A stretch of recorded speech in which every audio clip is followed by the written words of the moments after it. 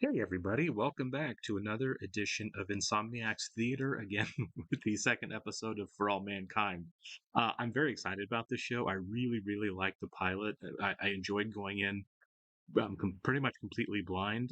I've never seen a trailer or anything for it. I just had friends that recommended it and knew it had something to do with the space program and most specifically Apollo, but I didn't know anything else. I didn't know it was like an alternate history, which I thought was really cool, right? And what that means moving forward for the show. You take the one event, the Soviets land on the moon before the Americans do, and it kind of tangents history off in a little bit of a different direction. Hear snipers talk about, if you're like one tiny fraction of a degree off when you fire a rifle, for a mile, by the time that little fraction gets to the target, you're several feet off, right? And I feel like that's kind of what this show's going to do. We saw that one change looks like it's going to lead to some policy differences and focus differences at NASA, as well as some shift in the political landscape. Nixon looks bad. Ted Kennedy looks good. The whole um, scandal involving the traffic tragedy doesn't happen um, for the first episode, but I feel like that sets us off in a course that the farther we go chronologically down the road, the larger the differences are going to be. Um, it's kind of exciting because then you don't really know where they're going to go, and they can do any number of things, right? What does it look like if the space race? What does the world become if the space race is a completely different thing and doesn't just kind of fizzle out when it gets, if the Soviet Union doesn't like kind of concede it to the Americans after the Apollo landing. So I'm kind of excited to see what that looks like moving forward, and what the showrunners and the writers feel like that would do to the course of world history, kind of moving forward from there. Saw some actors that we know that I obviously didn't know were in the show. Joel Kinnaman was the only one I was in the show, and that's just because I saw him in the trailer as the show was opening. Chris Bauer, who has been in a lot of stuff and is always a really, really solid character actor in the show, and looking awful trim and fit compared to what I've seen in some of his roles. And Tom Fior as Werner von Braun is another actor that I'm familiar with and have seen in other things. I'm sure there are others, and I just can't recognize them. Um, I'm sure you could probably tell me in the comments a number of the actors in the show that have appeared in other significant works. I'm a sucker for an ensemble cast. As if those who watch other stuff with me and Joe know, an ensemble cast of really, really capable people. Um, and this seems to be yet another one of those where everybody kind of gets an opportunity to help carry the burden of a really solid show. I don't know who the he is I was saying that built the Saturn V. Is it Werner von Braun? Is this an episode about him? A Okay, it is rocket going to be ship about von taking Braun. That's off the from the Earth's actual. surface I'm assuming that's the will actual use von almost Braun. all the fuel it can carry. Some of the characters are real and some aren't, and I'm not really sure with all of them. But some of them, this guy's obviously real. I mean, they leave the base, so they should be able to still take off okay, despite the fact that the Definitely base seems to be concerned pretty about crashed. stability once we fire the ascent engine from. Getting back to vertical is going to cost them a lot of ascent fuel. Yeah, I mean, they are at an angle, yeah. Plan is sound, Gene. Oh, that is a super angle. I thought it'd be like 20 degrees. That was what the lean looked like, but they are almost flying parallel to the lunar surface. The Eagle has wings. Okay. I was like, well, they could start with a crash.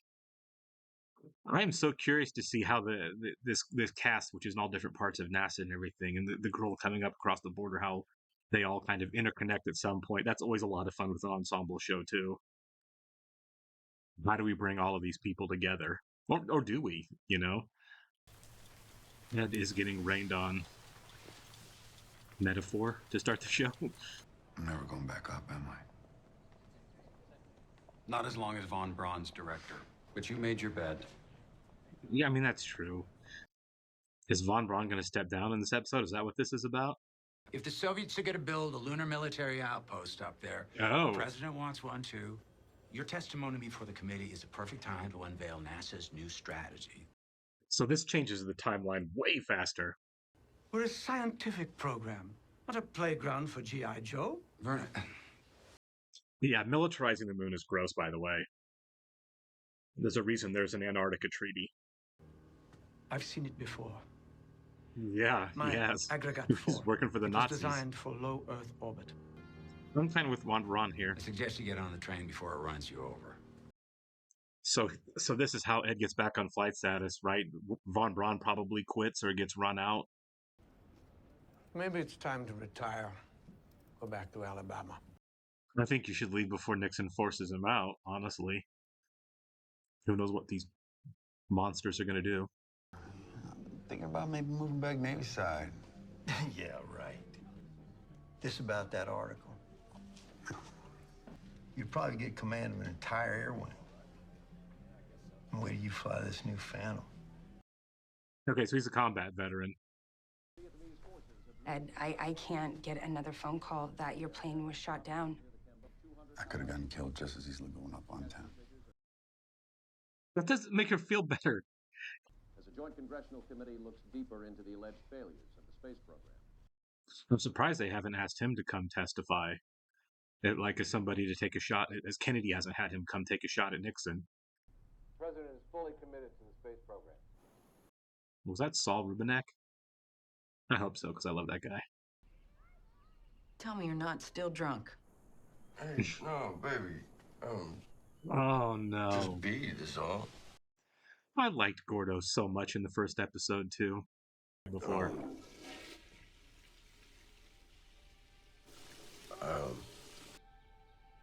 You are so busted and you deserve it. Okay. Dr. Von Braun would come over for dinners and regale us with stories about Mars. They've mentioned Mars, going to Mars a couple times on the show. I wonder if in later seasons that's what they do, or attempt, or whatever. I give you this job, you're not going to run off on me to start a family, are you? Okay, this is definitely going into sexism world. Not every woman is cut out to be a mother. Yeah, I gave him the benefit of the doubt on the first question of can you handle the stress toots, but that wandered there at the end. You need to stop doing this. It's dangerous. You know that. Look, I know this is hard. I know. It's a new home, a new country. I really like this guy a lot. I could hear her. Yeah. She was in the room with him. Oh, believe you me, being married to Edward Baldwin's no picnic. Divorce. See, this is that time where divorce for woman is not easy. I mean, a divorced single mother of two. Oh God, they have kids too. She's been thinking about this for herself, Sorry. hasn't she? You will be the first woman in mission control. You didn't have to convince him, did you? I did not say a word. Now I would like you to have it. Is that a slide rule? Yep. I never learned how to use one of those. She have to work alongside the guy she humiliated in the training exercise. Told her to stay in her lane. Welcome to the trench, Eva Von Braun. Okay, that's pretty mild hazing. Yeah. I feel like we should make a little detour here, Freddy. The CG looks good. Boys, Daddy's home. That's his way of making up for getting caught cheating. He just Top Gunned his wife.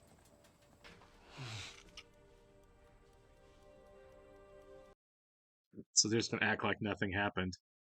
Oh, he loves those boys. That's her saying, forgive him. At least he's a good dad. Dad's still a pariah around everybody else. Is that Neil Armstrong? I think that's Neil. I can't believe I didn't abort. Yeah, they were so close to a crater. Yeah. Ed, I want you to meet Congressman Charles Sand. Yeah, I was wondering when they would come to him. Yeah. You know, I would love for you to come talk to the committee. There it is. I was wondering where this was. Are they going to use him to take another shot at Von Braun? Come on up to D.C. and tell my colleagues exactly what you told that reporter. That Oh, Von Braun is no. too cautious, that he cost us the moon. Learn your lesson on chain of command. could be your ticket back up there. So what do you say? Maybe if you do what they want, things will go back to the way they were before. I feel like everyone, including Deke, would be mad at him again. You said yourself that NASA could use a good kick in the rear. I'm wondering if in the committee, if they're going to use the fact that Von Braun mentioned the fact that his V2 rocket was used for as a weapon for killing. I wonder if they're going to throw that in his face. You pushed and you pushed for Apollo 10 to land on the moon, didn't you? During planning, yes, sir. When we were up in lunar orbit, I knew I could bring the LEM safely down to the surface. All I had to do was hit engine arm, descent. After launch, it's my ship to command. Oh, this is actually a really smart way to do this. It was maybe a few seconds. And it was my call. No one else's. Good. He didn't throw the chain of command under the bus, which is what he was supposed to do. I think that's going to get him back in good graces, whatever happens to Von Braun.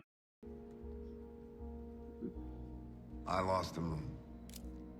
I love that he said that, even though it's probably not really true. He was following orders, but he didn't bury anybody else. So you just weren't going to tell me? Gordo, you have your own problems. Don't blame every bad decision you've ever made on me. You do enough damage yourself.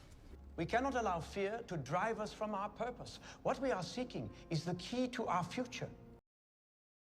I do agree with him. That this is not the end of the race. It's simply the first stage. And most people know that during World War II, yeah, they built the V2 German rockets. V2 Yep. rocket. Then what? Why didn't you stop manufacturing it? Did he have a choice? You were also a member of the elite Nazi organization known as the SS. Is that true? That was a matter in which I had no choice. What about the lives of the workers from the Dora Mittelbau concentration camp that were in fact building your rockets? Oh, Do you care about man. their lives? The camp was less than half a mile from the factory where you made your rockets. He's getting pushed out hard here. This isn't going to work. I mean, the smear campaign's going to work. That photograph? That was taken by American soldiers upon their arrival at Dora camp. I don't know how accurate this is. It might be. I don't know. I've never heard any of this. I'm assuming what happened here is the American government, when they brought all these Nazi scientists over, had all this background for obvious reasons, and for the purposes of the show, and for the smear campaign against him that Nixon was waging in the world of the show, they declassified it. Is it true? How can you ask me this? I chose America to give my life's work. Did you know? That's the big question, though, that he's dodging. I think it would matter to me, too. Progress is never free, Margot. There's always a cost. 20,000 innocent dead people is a pretty big freaking cost. I don't care what your life's work is. ¡Aleida! ¡Aleida! Quiero estar dentro del fuego. I'm so curious what her role is going to be in the future moving forward on this show. Maybe one day, Aleida, you'll build a fire inside one of these. We may be within reach of an honorable peace with the North Vietnamese. So upping the space race helps wind down the Vietnam War a little bit faster. 9, 8, ignition sequence has started. They took his picture down off the wall. And now Nixon's got us putting all hands on deck for this military lunar outpost. We gain peace for all mankind. Means you're back on Apollo 15. Dude, that worked. Yes, sir. Learning his lesson really helped him out. Soviets have upped the ante in the space race once again. It's a woman. It's a woman, a former pilot in the Soviet Air Forces. So is this going to get NASA to open the doors to women a lot faster? Historic moment. Interesting. I assume then that NASA is going to respond by allowing women into the space program as astronauts way before they actually did.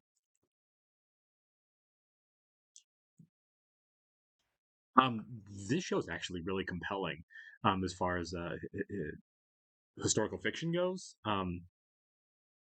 Because again, as I kind of said before, after the first episode, when you change the one thing, you don't really know what the trajectory is going to be farther. Like, what do things look like in 5 years, 10 years, 20 years? I don't know if the show goes, in terms of the timeline of the show that long or anything, but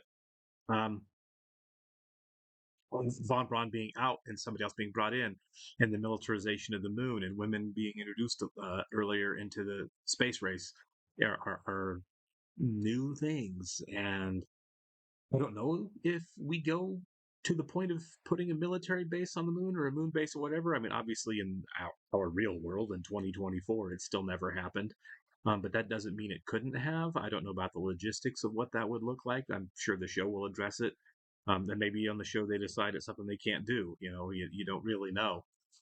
They've mentioned Mars now in both episodes, so I would assume at some point that's becomes the focus and not the moon. But I don't know when or how or what that's going to look like.